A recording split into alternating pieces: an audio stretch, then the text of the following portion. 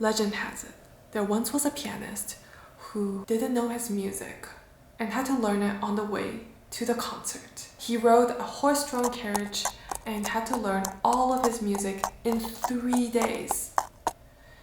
And did he succeed? Well...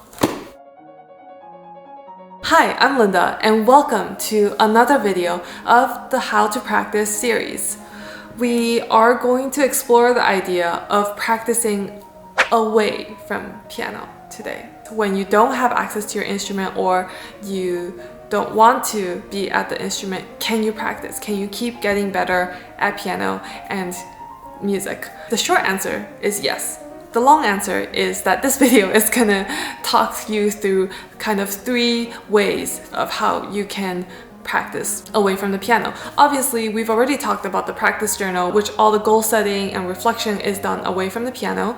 We can also listen to music, and that can give you lots of ideas. But in this video, we're gonna focus specifically on what we can do with just the music away from the piano. So it's going to be broken down into 3 parts as per usual. The first part is score study, so analysis, looking at the music, figuring out what's on the score. Second is conceptualization, or figuring out what your interpretation is.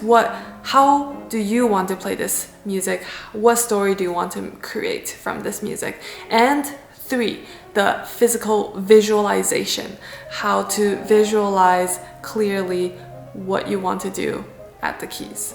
Disclaimer, it does not in any way replace physical practice at the piano.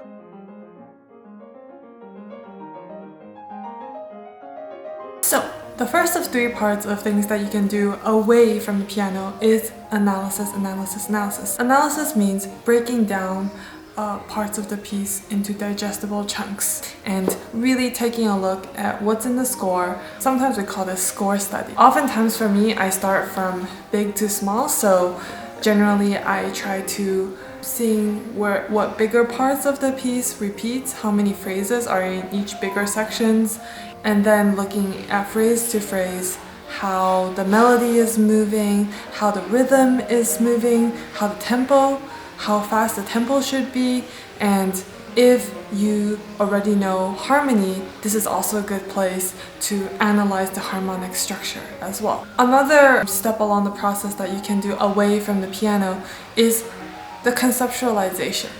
What do you want to do now with all the details that you've studied from the score? What can you do? This is where you decide how you want to play it. So this is where you kind of put in the dynamics, the phrase marks, and most importantly, this is where you, away from the piano, you can, taking note of everything that the composer has written down, you can really sit down and figure out what emotions am I trying to express through this music?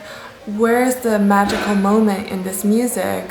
And what adjective would I use to describe this part of the music versus another part of the music? And from those adjectives, you can string together maybe a story or a series of images and pictures to help you gain a greater sense of how you want the piece to go emotionally. When I was little, I always loved to use fairy tale stories or a children's book, see if I can find any parallels in storylines that I come up with or apply it to music that I'm already playing. And then lastly, the physical visualization. So visualization means to picture yourself really clearly doing something in your mind, right? And in this case, you can go into great detail of knowing exactly what your fingerings are, and then really clearly try to visualize your hand on the keys, playing the right keys, how it would feel, how it would look when you look onto the keyboard, and how your hands would move across the keys. And I would do this one hand at a time. Once I feel that I have both hands in this section pretty secure, then I would move on to trying to put hands together, just like I would when I'm practicing normally at the piano. But because it's visualization, it takes so much focus. And so don't be discouraged if you feel sleepy after 2 bars or you get distracted after 2 notes. That's normal. Mental stamina is something that you need to build and keep on working on, just like any muscle that you have to push yourself and stretch yourself in order to get stronger, right? So mental stamina is the same thing. So we're at the end of this video. There are 3 parts basically of work that you can do away from the piano.